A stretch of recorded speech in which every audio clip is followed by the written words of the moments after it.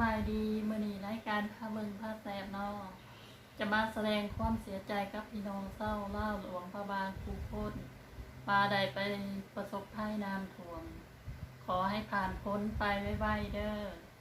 อขอเป็นกำลังใจให้พี่น้องเศร้าเล่าวทุกคนสู้ๆเข้มแข็งเด้อขอยสิเป็นกำลังใจให้ขอยกระบวจักบ่ได้เบิ่งข่าวเพิ่นเห็นใน YouTubeว่าหลวงพระบางน้ำท่วมก่อนก็เลยเอาคลิปเข้ามาเดี๋ยวก็สิไปซองว่าสุดท้ายนี่คอยก็ขอจบคลิปเท่านี้เด้อสิขอเป็นกำลังใจให้พี่น้องเศร้าหลวงพระบางทุกคนต้องเข้มแข็งสู้ๆเด้อเอื้อยาย